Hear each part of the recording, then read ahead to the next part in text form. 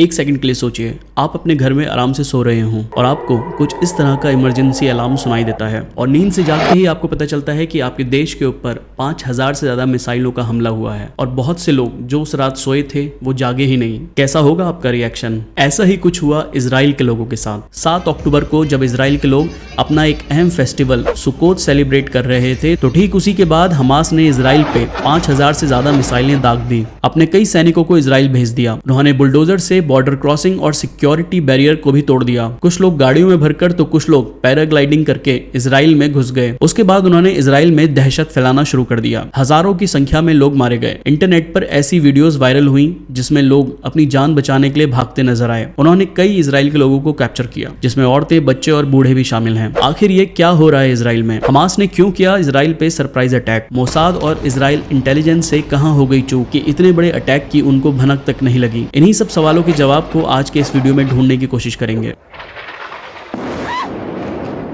इन कई सालों में गाजा और इजराइल के बीच इस तरह के हमले होते रहे हैं, लेकिन इससे पहले कभी भी इसको वॉर का नाम नहीं दिया गया। लेकिन इस बार इजराइल के पीएम बेंजामिन नेतन्याहू ने अपने देश की जनता से कहा कि वी आर एट वॉर। 1914 तक फिलिस्तीन पर ओटोमन एम्पायर का राज था। फिलिस्तीन में अरब लोग बहुसंख्यक थे और यहूदी माइनॉरिटी में थे। पहला विश्व युद्ध हुआ और फिलिस्तीन ब्रिटेन के कंट्रोल में आ गया। लेकिन समस्या तब हुई जब इंटरनेशनल कम्युनिटी ने ब्रिटेन को यह काम सौंपा कि यहाँ पर यहूदियों को बसाया जाए। यहूदियों के लिए यह उनकी पूर्वजों की जगह थी, लेकिन फिलिस्तीनी अरब लोगों का कहना है कि यह जमीन उनकी है, तो फिलिस्तीनी अरब उन्हें यहाँ बसाए जाने का विरोध करते थे। 1920 से लेकर 1940 तक फिलिस्तीन में यहूदियों की संख्या बढ़ती रही। वो खुद यूरोप में और खास तौर पर हिटलर के दौर में जर्मनी में हो रहे अत्याचार से भागकर यहाँ शरण ढूंढ रहे थे। जर्मनी के डिक्टेटर हिटलर ने यहूदियों को मिटाने की कसम खा रखी थी। कुछ जो वहां बच पाए वहां से भागकर यहाँ आ गए, पर यहाँ भी शांति नहीं थी। यहूदियों और अरबों के बीच भी हिंसा बढ़ती रही। 1947 में जब ब्रिटेन ने फिलिस्तीन छोड़ने का इरादा कर लिया था, तब यूनाइटेड नेशन ने सुझाया कि फिलिस्तीन को 2 देशों में बांट दिया जाए, एक यहूदियों के लिए और एक अरब फलस्तीनियों के लिए। यरूशलम, जो इन दोनों कम्युनिटीज के लिए एक पवित्र स्थान माना जाता है, उसे एक अंतर्राष्ट्रीय शहर बनाने का भी प्रस्ताव दिया गया। इस ऑफर को यहूदियों ने तो माना, लेकिन अरब मुसलमानों ने नहीं। कोई हल तो नहीं निकला, लेकिन ब्रिटेन ने 1948 में फिलिस्तीन छोड़ दिया और यहूदी नेताओं ने इसे इजराइल देश घोषित कर दिया। फिलिस्तीनी अरब लोगों को यह कैसे मंजूर होता? फिर युद्ध हुआ और पड़ोसी अरब देशों की सेनाओं ने भी हमला कर दिया। हजारों लाखों फिलिस्तीनियों को अपना घर छोड़कर दूसरे देशों में पनाह लेनी पड़ी। जब तक ये युद्ध खत्म हुआ तब तक इजराइल ने ज्यादातर क्षेत्र पर अपना कब्जा कर लिया था। जॉर्डन ने जिस क्षेत्र पे कब्जा किया था वो था वेस्ट बैंक, और गाजा पर मिस्र ने कब्जा कर लिया था। यानी कि एक छोटा सा इलाका 2 अरब देशों और एक नए बने देश इजराइल के बीच बंट गया। फिर 1967 की ऐतिहासिक लड़ाई के बाद इजराइल ने पूर्वी यरूशलम,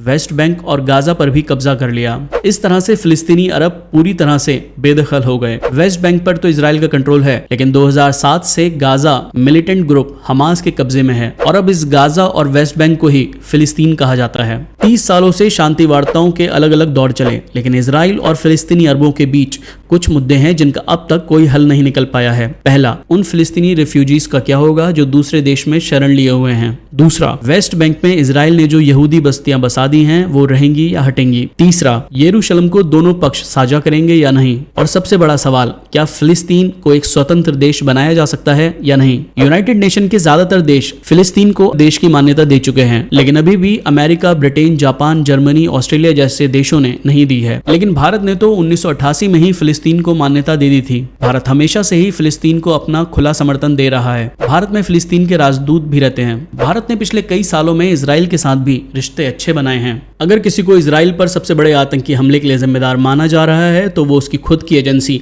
मोसाद है। यूएस इंटेलिजेंस एजेंसी CIA के बाद मोसाद ऐसी एजेंसी है जो सबसे शक्तिशाली मानी जाती है। पूरी दुनिया में मोसाद को अपनी सीक्रेट ऑपरेशन और दुश्मन के क्षेत्र में बिना बताए घुसकर कार्रवाई करने की क्षमता के लिए जाना जाता है। तो फिर कैसे हमास ने मोसाद को चकमा दिया? पहली बात यह है कि मोसाद ज्यादातर इलेक्ट्रॉनिक इंटेलिजेंस पर निर्भर है, जैसे कि mobile phone, landline, radio set और रडार फ्रिक्वेंसी की मॉनिटरिंग करके या उसकी सुनवाई करके, या दुश्मन के घर या ऑफिस में जासूसी डिवाइस लगाकर उन पर नजर रखता है। सोशल मीडिया की मॉनिटरिंग भी जासूसी का हिस्सा है और आतंकवाद और रेडिकल फोर्सेस को ट्रैक करने का हिस्सा है। लेकिन अगर दुश्मन मोबाइल फोन यूज ही नहीं करता है या मॉडर्न गैजेट्स का यूज बिल्कुल भी नहीं करता है, तो फिर आप क्या करेंगे? क्योंकि अब आतंकवादी समझ चुके हैं कि पुलिस, खुफिया और सुरक्षा एजेंसी इलेक्ट्रॉनिक जासूसी के माध्यम से जल्दी उन तक पहुंच सकते हैं।